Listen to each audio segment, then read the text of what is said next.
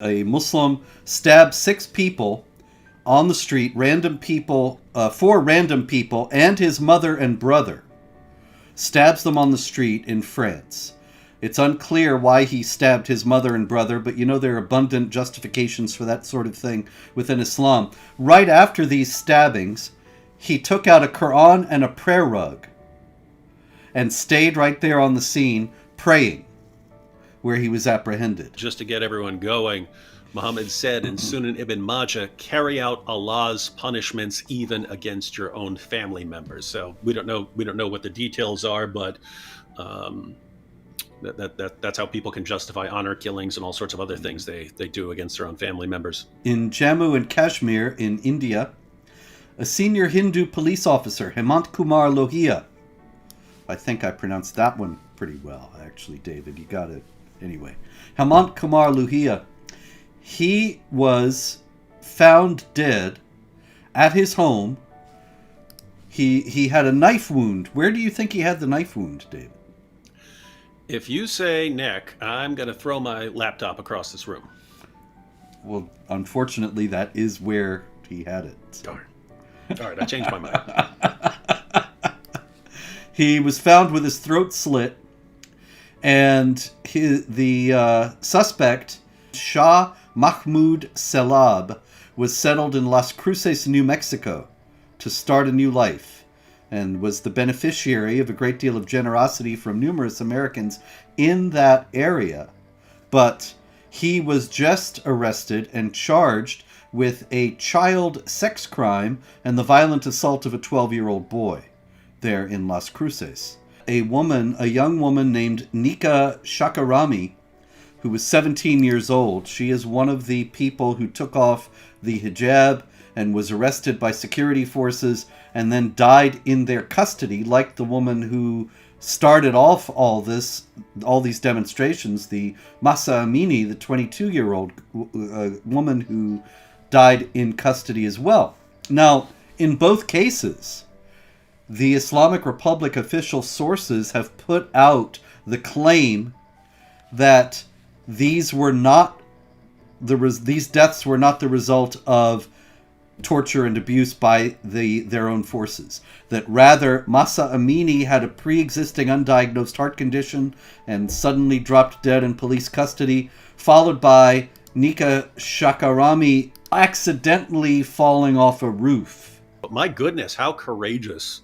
Oh yeah. Are some of these young women, right? I mean, they know what these guys will do to them if they get their hands on them, right? And they're still doing it anyway. And so you got these young women just literally laying their lives down, laying down their lives for future generations, so that future generations don't have to put up with this. And it's amazing. You go to the New York Times and they say this is a revolution, that it's about the economy and about whatever climate change. Let's just make up anything. It's about what was it? It was about the economy and the nuclear deal. That's why all these young women are rioting in the streets and pulling off their hijabs and so on. And there aren't a lot of heroes in the world today, but you have some young women who are absolute fearless heroes, laying down their lives.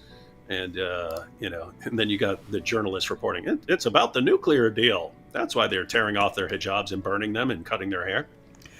Yeah, I got a tweet taken down earlier today for gore because this poor boy, 14 years old in Nigeria, the jihadis came to his village and to cut off his hand, and so he's sitting there with his amputated arm, and he's sitting there with his arm and the hand is amputated, and Twitter said it was too gory.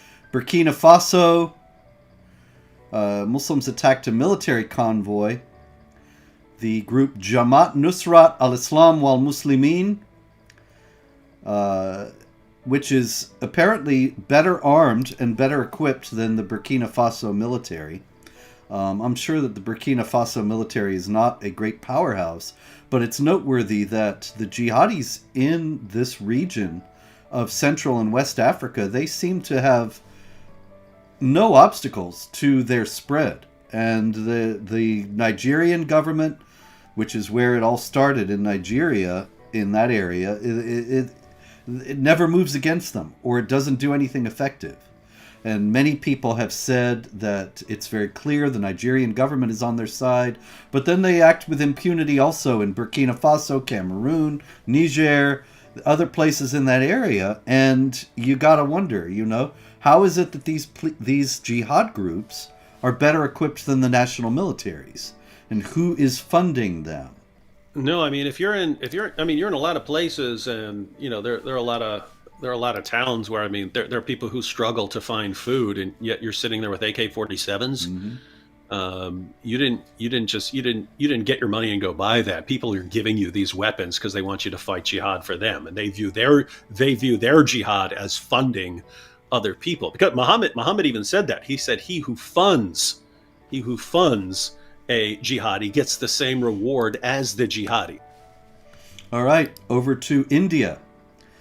A Muslim named Oz, A-A-S, Oz Muhammad. He identified himself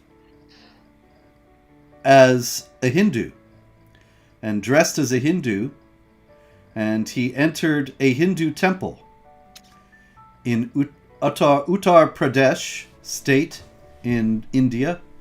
He was armed with pistols, knives, and other sharp weapons. That's how the news story describes it. So it seems like he was armed to the teeth, entering this Hindu temple disguised as a Hindu.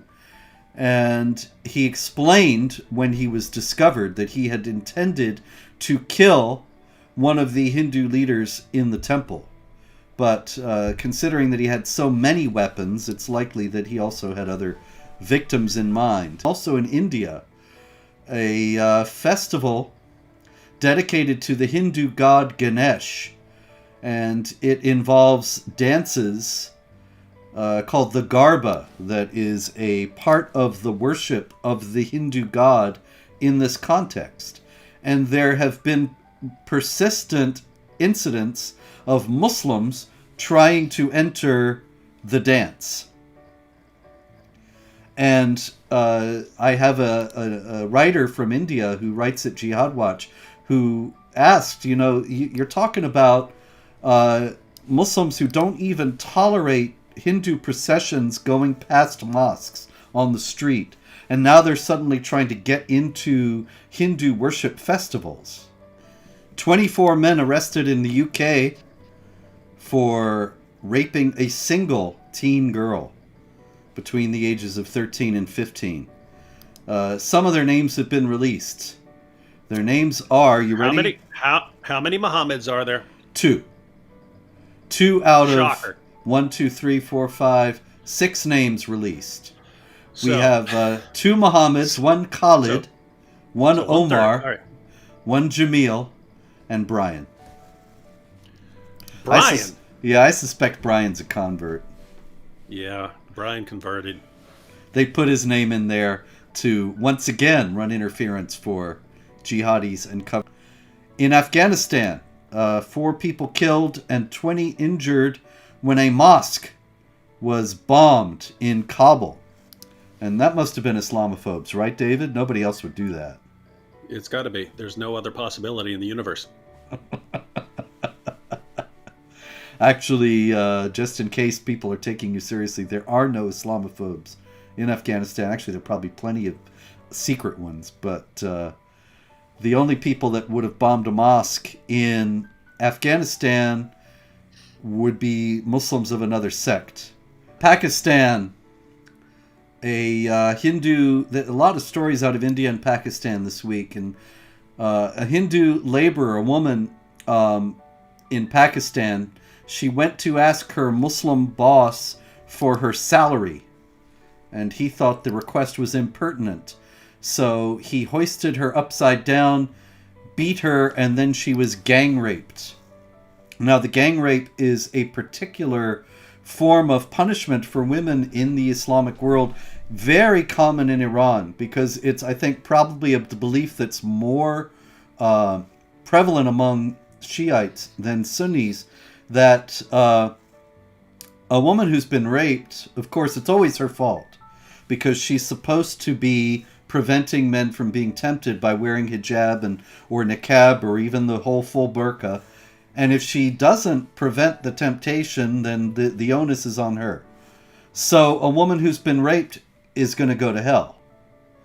And so they rape the captives in Iranian prisons to ensure that they are going to hell.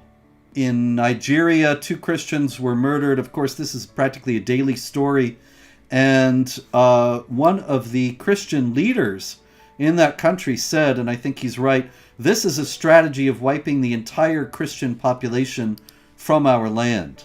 And when we think about the lands that we call the Islamic world nowadays, those were all Christian lands, and they were subjected to the same kind of treatment. Woman in Uganda has stomach pains, Muslim woman. She goes to a Christian event, and people pray for her there, and her stomach pain goes away. And nobody says, it's your stomach's fault. And she is then, she informs the imam that she has decided to become a Christian. And a group of Muslims come with him the next day, the imam and 6 other Muslims. And they start to destroy her house. They kill her sheep. They destroy her crops. They beat her with sticks and kick and slap her. And I think they must be moderates, right, David? Because they didn't kill her. Yep, you could view it that way. And of course, you can find all this on jihadwatch.org, the source of all these news stories, with the sources if you are skeptical about anything that we're saying. Dear Muslim friends, if your Muslim leaders cannot properly represent Allah, the Quran and Muhammad, do you expect them to properly represent the Bible? If they lie to you about the Quran and the Bible, what else are they lying to you about? If you choose the God of the Jews and Christians, you must read the scriptures of the Jews and Christians to know their God. If you like what we do, please support this channel by subscribing and pressing the bell to be notified when a new episode is uploaded. Also, don't forget to like and share.